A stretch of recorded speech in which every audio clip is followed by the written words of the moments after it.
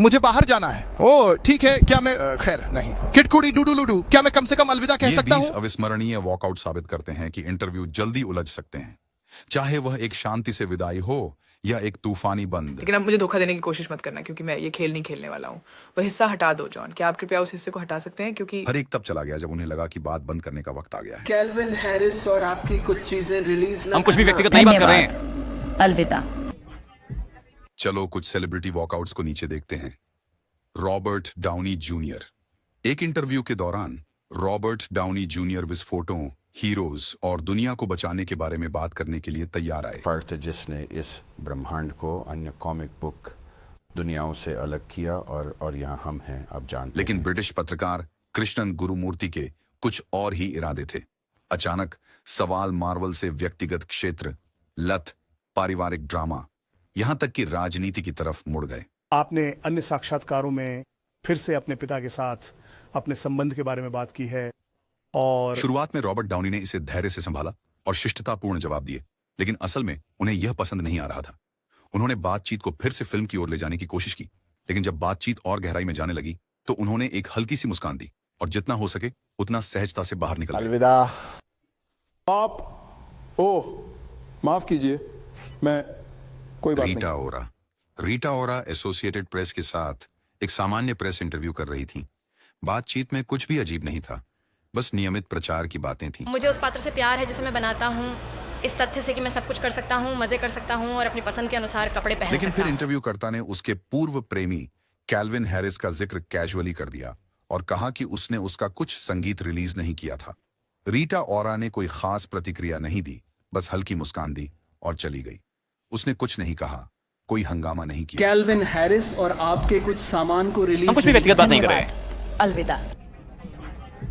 Paris Hilton ABC news के साथ एक इंटरव्यू में बैठी हुई थी जो सही दिशा में शुरू हुआ, लेकिन जब विषय कार्दशियन पर बदल गया और पूछा गया कि क्या वे अब ज्यादा सुर्खियों में हैं, तो बातचीत ने मोड़ ले लिया। क्या आपके नक्शे कदम पर चलने वाले लोग जैसे किम कार्दशियन आपको पीछे छोड़ रहे हैं? नहीं, बिल्कुल नहीं। उसके बाद उसने अपने उत्तर छोटे रखे।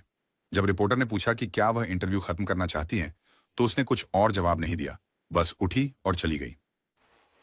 क्या आप समाप्त करना चाहते हैं? LeBron James. LeBron Yahoo sports से माइकल ली, क्या आप कहेंगे कि शायद ये सबसे अधिक निराशाजनक या हताशाजनक है ये कि 2018 एनबीए फाइनल्स के पहले गेम के बाद हुआ। जेआर स्मिथ ने एक बड़ी गलती की थी जिससे कैवलियर्स को गेम हारना पड़ा और लेब्रॉन स्पष्ट रूप से निराश थे। गेम के बाद की प्रेस कॉन्फ्रेंस के दौरान एक रिपोर्टर उनसे बार बार पूछ रहा था कि उस क्षण में स्मिथ क्या सोच रहे थे। आज रात हमने वैसा ही अच्छा खेला जैसा हमने पूरे पोस्ट सीजन में खेला है।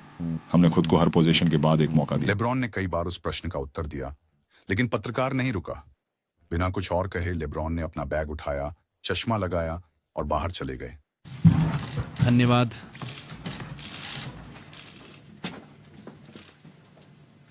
Justin Bieber.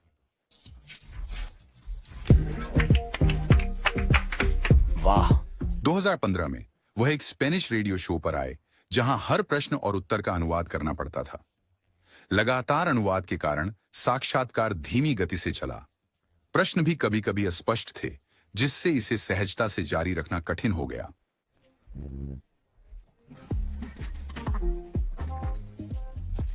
लगभग 8 मिनट तक अव्यवस्था में बैठने के बाद मेजबान ने उनसे कुछ यूट्यूबर्स के साथ एक मजेदार हिस्सा करने के लिए कहा ताकि इंटरनेट ध्वस्त हो सके। बीबर ने कुछ भी कहने की नहीं सोची, वह बस खड़े हुए और बाहर चले गए, जिससे मेजबान को यह एहसास तक नहीं हुआ कि साक्षात्कार पहले ही समाप्त हो चुका था। हाँ, हमारे साथ आओ। ठीक है। हमारे साथ आओ। और वे यूट्यूबर्स हैं। हमारे साथ चलो। Donald Trump. वह मेरे प्रति बहुत अच्छे थे, लेकिन उसके बाद से हमें कुछ कठिनाइयां हुई हैं। साल 2017 में राष्ट्रपति डोनाल्ड ट्रंप ने सीबीएस के साथ एक इंटरव्यू किया। शुरुआत में सब ठीक था, लेकिन जल्द ही हालात बदल गए जब रिपोर्टर ने ट्रंप की पूर्व राष्ट्रपति ओबामा द्वारा वायर टैप किए जाने के दावे का जिक्र किया। आपने देखा कि निगरानी के साथ क्या हुआ और सभी ने देखा कि निगरानी के साथ क्या हुआ। कठिनाइयां कैसी? मैंने सोचा जैसे ही यह विषय आया, ट्रंप ने इसे जल्दी खत्म कर दिया। उन्होंने रिपोर्टर को इशारा किया, कहा कि इंटरव्यू खत्म हो गया है और वह वहीं इसे समाप्त कर दिया। मेरी अपनी राय है, आपकी अपनी राय हो। लेकिन मैं आपकी राय जानना चाहता हूँ। आप संयुक्त राज्य अमेरिका के राष्ट्रपति हैं। बस काफी है, धन्यवाद। John reverse. फैशन की समीक्षा, जबकि ये कुछ मायनों में बहुत कठोर होती है, लोग सुनने के लिए इंतजार नहीं कर सकते कि आप ये बुरा क्या नहीं कहते है, हैं। ये बुरा नहीं है। नहीं, मैं वह नहीं। सीएनएन पर फ्रेडरिका व्हिटफील्ड के साथ थी और स्थिति जल्दी असुविधाजनक हो गई। साक्षात्कारकर्ता ने कई कटाक्षपूर्ण प्रश्न पूछे, लेकिन एक विनम्र स्वर बनाए रखा, जिससे यह अधिक निष्क्रिय आक्रामक लगा बजाय सीधे। क्या आप कभी भावनाओं के आहत होने की इतनी चिंता नहीं करते? जब ये कपड़ों के बारे में है तो ये उनके बारे में नहीं है, यह कपड़ों के बारे में है। जोन ने कुछ सवालों के जवाब दिए, लेकिन जब विषय उनके फर पहनने पर आया तो उन्होंने धैर्य खो दिया। उन्होंने साक्षात्कार को नकारात्मक कहा, उठी और बाहर चली गई। रिपोर्टों के अनुसार उन्होंने बाद में भी अपना माइक चालू रखा और कैमरा बंद होने के बाद अपने विचार दबाए कुछ लोग नाराज थे और आप बस कह रहे हैं कोई तरीका नहीं। तुम जानते हो मैं जा रहा हूँ, मैं सच में जा रहा हूँ, क्योंकि जो कुछ तुमने किया है वो नकारात्मक ही है। Christine O'Donnell. एक बार क्रिस्टीन ओडोनेल पियर्स मॉर्गन के शो में आई और चीजें तब बदल गईं जब उन्होंने समलैंगिक विवाह पर उनके विचारों के बारे में पूछा। मैं इसके बारे में अजीब नहीं हो रहा हूँ पियर्स। मैं किसी पद के लिए नहीं दौड़ रहा हूँ, मैं कोई विधायी एजेंडा नहीं बढ़ा पहले उसने रहा सवाल हूँ। को टालने की कोशिश की, लेकिन जैसे जैसे मॉर्गन दबाव डालते गए वह हताश हो गई। उसने उनके तरीके को असभ्य कहा और अचानक घोषणा की कि वह जा रही है। यह भी जोड़ा कि उसने इस इंटरव्यू के लिए एक और इंटरव्यू छोड़ दिया था। फिर वह खड़ी हुई और चली गई, जिससे यह खंड पूरी तरह से चुप्पी में समाप्त हो गया। तुम्हें पता है किनारे पे लपेटने का संकेत, और जैसे क्या पता है क्या चल रहा है। ठीक है, बहुत हो गया Whoopi Pierce. Goldberg and Joy Behar. या जरूर, उनके पास इसे करने का अधिकार है और संविधान, लेकिन यह अनुचित है। यह वाला घटना लाइव हुआ था द व्यू पर। बिल ओराइली मेहमान थे और सब कुछ ठीक था जब तक बातचीत 9/11 और मस्जिदों के निर्माण की ओर नहीं मुड़ गई। हम वो नहीं चाहते, वो वहां नहीं होना चाहिए। उसके बाद क्या? नहीं, लेकिन वहां राष्ट्रपति हैं, वहां राष्ट्रपति जा रहे हैं। वह क्षण आया जब ओरेली ने कहा, मुसलमानों ने 9/11 को हमें मारा। उन्होंने बहस नहीं की या बातचीत जारी नहीं रखी, वे बस खड़े हुए और सेट छोड़ दिया। बाद में ओरेली ने माफी मांगी और दोनों मेजबान लौट आए। हाँ, आप 9/11 को मुसलमानों द्वारा हमारे मारे जाने पर नाराज हैं। शिया लाबियफ। 2014 में बर्लिन में फिल्म निम्फोमेनियाक के एक प्रेस कॉन्फ्रेंस के दौरान शिया से फिल्म की स्पष्ट सामग्री के बारे में पूछा गया। जवाब देने के बजाय वह बिना कोई स्पष्टीकरण और टिप्पणी के उठकर चले गए। सार्डिन्स को समुद्र में फेंक दिया जाएगा, बहुत धन्यवाद। बाद में उसी दिन चीजों ने एक और अजीब मोड़ लिया। इसके तुरंत बाद वह रेड कारपेट पर एक कागज की थैली सिर पर पहने हुए दिखा, जिसमें लिखा था, मैं अब प्रसिद्ध नहीं हूं, एक वाक्यांश जिसे वह पहले ही ट्वीट कर चुका था। थैली की घटना उसी दिन प्रेस कॉन्फ्रेंस में हुई उसकी अजीब प्रतिक्रिया के ठीक बाद आई, जब उससे पूछा गया कि वह इतनी सारी सेक्स सीन वाली फिल्म में क्यों था। 1995 के एक समाचार सम्मेलन में खिलाड़ी तो जाहिर तौर पर भी नहीं जिम नॉर्टन। क्या शवों की पहचान की गई थी? लेकिन वह उस तर्क के माध्यम से मुझे ले चलो। ले चलो, हम बस इसके साथ उड़ेंगे। 2009 में जेसी वेंचुरा ओपी और एंथनी शो में एक इंटरव्यू के लिए शामिल हुए, जो जल्दी ही एक गर्मा गर्मी में बदल गया। बातचीत सैन्य सेवा और विदेश नीति की ओर मुड़ गई और वेंचुरा और सह मेजबान जिम नॉर्टन के बीच जल्दी ही तनाव बढ़ गया। केन, हम वियतनाम नहीं लौट सकते। तुमने मुझसे कहा था कि क्या क्या वो लोग थे, तुमने कहा। क्योंकि ये 2004 में हुआ। जल्द ही बातें हद पार कर गईं। बातचीत व्यक्तिगत हो गई और वेंटुरा और मेजबान के बीच तनाव चरम पर पहुंच गया। बहस जारी रखने के बजाय वेंटुरा खड़े होकर अपने तरीके से उस पल को संभाला और स्टूडियो से बाहर निकल गए। अलविदा, अलविदा सख्त लड़के। हमारे देश के प्रति आपकी सेवा के लिए आपका स्वागत है। मुझे छूने के लिए धन्यवाद। मेरे पास स्वर है और मुझे ये पसंद वह नहीं है। एक स्वर है और मैं ठीक है और मैं कि क्या आप उससे निपट चुके इस हैं? जोड़ी ने अपने रियलिटी शो को बढ़ावा देने के लिए जॉय बेहार शो पर उपस्थिति दी, लेकिन बातचीत जल्दी ही एक असहज दिशा में मुड़ गई। एक पिछले साक्षात्कार का उल्लेख किया गया जिसमें सिमंस के महिलाओं के साथ अतीत पर मजाक किया गया था, और जब यह विषय फिर से आया तो शैनन को यह पसंद नहीं आया। उन दिनों आप जानते हैं जीन सिमंस शो में थे। मैंने ये पहले भी सुना है उनसे। उनका दावा है कि उन्होंने 5000 महिलाओं के साथ यौन संबंध बनाए थे। साक्षात्कार हल्के फुल्के अंदाज में शुरू हुआ, लेकिन कुछ सवालों के बाद बदल गया। शैनन उठी और बीच में ही चली गई। जीन रुके रहे, लेकिन बाकी साक्षात्कार अच्छी तरह नहीं चला। दोनों इस बात से असहज लग रहे थे कि इसे कैसे संभाला गया। मुझे तो ये वास्तव में मजाकिया भी नहीं लगता। मैं सिर्फ मजाक कर रहा था क्योंकि वह एक कॉमेडियन है। ये पहन लो, ये तुम पर जचता है। बाद में दोनों शो में वापस आए। इस बार ध्यान माहौल को शांत करने और उनकी हालिया शादी पर चर्चा करने पर था। उन्होंने शो से जाने की बात की, उस समय कैसा महसूस किया, और अपनी कहानी का पक्ष एक शांत माहौल में प्रस्तुत किया। नहीं, मुझे नहीं लगा कि वह मजेदार मजाक था। मुझे नहीं लगा कि उस पर मजाक करना सही था। फ्रैंक रिजो। मुझे कुछ पुलिस वाले पता हैं जो जेल में हैं। सही। तो इसका मतलब ये नहीं कि ये नहीं है कि जो कुछ भी मुझे एक मेयर का पता है जो जेल में है। 1972 में फिलाडेल्फिया के मेयर फ्रैंक रिजो टेलीविजन साक्षात्कार के लिए दिलू गॉर्डन प्रोग्राम में आए। यह किसी अन्य साक्षात्कार की तरह ही शुरू हुआ, लेकिन गॉर्डन ने रिजो पर आपराधिक गतिविधियों से जुड़े नाइट क्लब मालिकों से समर्थन प्राप्त करने का दावा उठाया, तो यह जल्द ही असहज स्वर में बदल गया। लेख में यह भी कहा गया था, यह अंतिम है, कि आपको शहर के नाइट क्लब मालिकों से वित्तीय समर्थन मिला। रिजो को साक्षात्कार की दिशा पसंद नहीं आई। वह उठे, अपना माइक हटाया और चले गए, ये कहते हुए कि वह उस प्रश्नावली को जारी नहीं रखेंगे जिसे वह अनुचित मानते। मैं पेशेवर रहना चाहता हूं और मैं एक साक्षात्कार के लिए आया था, लेकिन मुझे नहीं लगता कि ये एक साक्षात्कार रहा है। रेचल डोलसल डाकघर पर उतर गया। फिर से यही अतिथि का संभावित लगता है कि किसी व्यक्ति के पास एक चाबी थी। 2015 में तब स्पोकन NIACP की प्रमुख राचेल डोलजाल ने KXLY के जेफ हम्फ्री के साथ एक स्थानीय इंटरव्यू के लिए बैठी। बातचीत का रुख बदल गया जब उनसे सीधे उनके नस्लीय पहचान के बारे में पूछा गया। इंटरव्यू तनावपूर्ण हो गया जब उन्होंने स्पष्ट उत्तर नहीं दिया। जैसे जैसे सवाल चलते रहे, डोलजल उठी और कैमरे के बाहर चली गईं। हाँ, वह मेरे पिताजी क्या हैं और वह जनवरी में आने में असमर्थ थे। क्या वे श्वेत हैं? साक्षात्कार प्रसारित होने के बाद पूरे देश में लोगों ने इसके बारे में बात करना शुरू कर दिया। बाद में यह पुष्टि हुई कि रैचल का जन्म श्वेत माता पिता से हुआ था, जिससे और भी सवाल उठ गए क्योंकि वह खुद को काले के रूप में पेश कर रही थी। एक रीड मार्टिन था, रिकॉर्ड निर्माता, जिन्होंने सुझाव दिया था कि हम कुछ ऊंची आवाज के चीखों के साथ आए। 1996 में Bee Gees Clive Anderson all talk में आए थे।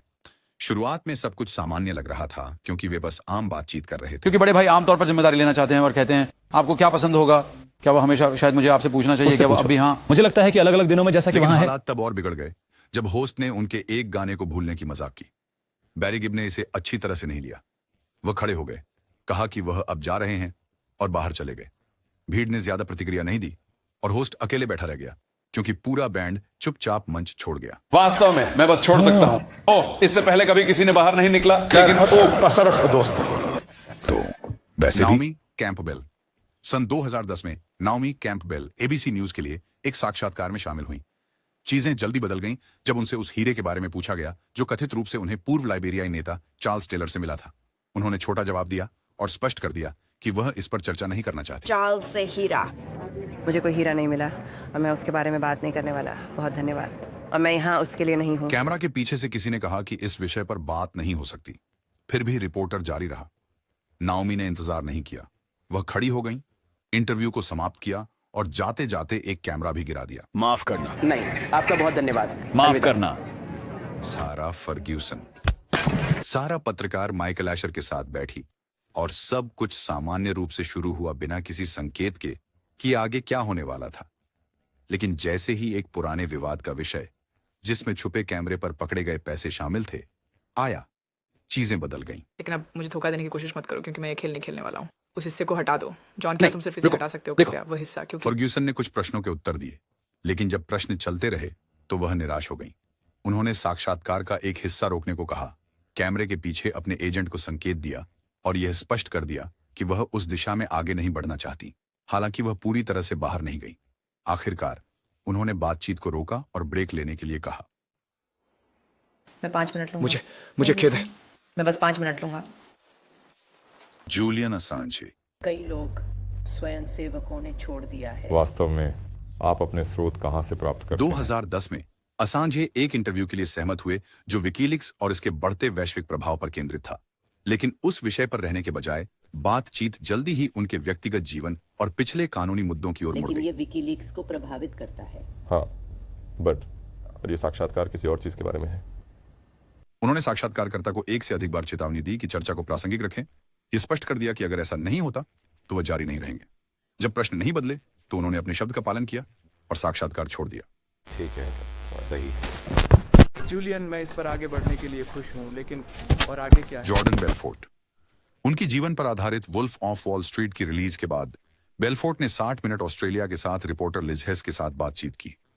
साक्षात्कार का उद्देश्य उनके अतीत के अपराधों और जेल के बाद के जीवन को कवर करना था, लेकिन चीजें ज्यादा देर तक पटरी पर नहीं रही। अभी उनके पास बहुत कम विश्वसनीयता है। मैं इस चीज को वर्षों से सुलझाने की कोशिश कर रहा हूं और उन्होंने वास्तव में हर कदम पर मुझे अवरोधित किया है। जैसे ही हेज ने पीड़ितों की क्षतिपूर्ति और क्या बेलफोर्ट पैसे विदेशों में छिपा सकते हैं का मुद्दा उठाया। माहौल तेजी से बदल गया। बेलफोर्ट निराश हो गए और आगे बढ़ने की बात कही, लेकिन पूछताछ जारी रही। आपके प्रबंधन फोर्डहैम कंपनी के साथ मौखिक अनुबंध क्या आपकी आय छुपाने का प्रयास है? जल्द ही कैमरा के बाहर से किसी ने साक्षात्कार को समाप्त कर दिया। सेट से हटने के बाद भी बेलफोर्ट जारी रहा, हैज को अनादरपूर्ण कहते हुए और प्रश्न पूछने के तरीके की आलोचना करते हुए। मैं कोशिश करूंगा कि मैं बहुत जल्दी करूं। हमें एक प्रस्ताव दिया गया है कि आप इस साक्षात्कार में से अपनी पसंद की कोई भी बात प्रसारित कर सकते हैं। ये समाप्त हो गया है। किडकड़ी। डोमिंगो दीनो बनाम किडकड़ी के बारे में आप क्या कह सकते हैं? खैर, दो चीजें हैं जो मेरे और डोमिंगो दीनो के बीच आम हैं। साक्षात्कार के दौरान किडकड़ी ने नर्दवार के साथ एक साक्षात्कार के लिए बैठ गए, जो अपने अनोखे अंदाज और गहन शोध के लिए प्रसिद्ध एक कनाडाई साक्षात्कार करता है। बातचीत कैजुअली शुरू हुई। कड़ी आराम से लग रहे थे, लेकिन जब नर्दवार ने कड़ी के दिवंगत चाचा से संबंधित एल्बमों जैसी कुछ व्यक्तिगत जानकारी उठाई तो स्वर बदल गया। लोग और क्या आपके पास उनके रिकॉर्ड्स हैं? मेरे पास उसके कुछ पुराने विनाइल हैं। जब वह गुजर गए थे, हम उसके अपार्टमेंट गए थे। कूड़ी ने कोई हंगामा नहीं किया या कोई अशिष्ट बात नहीं कही। वे बस खड़े हुए और बिना अलविदा कहे चले गए। नारदवार ने उन्हें गलियारे में पीछा करने की कोशिश की, लेकिन वे इंटरव्यू को जारी रखने के लिए नहीं आए। मैं निकलने वाला हूँ, फिर मिलते हैं। माफ ठीक है। कीजिए। क्या मैं अच्छा नहीं किडकड़ी डूडू क्या मैं कम से कम अलविदा तो कह सकता हूँ?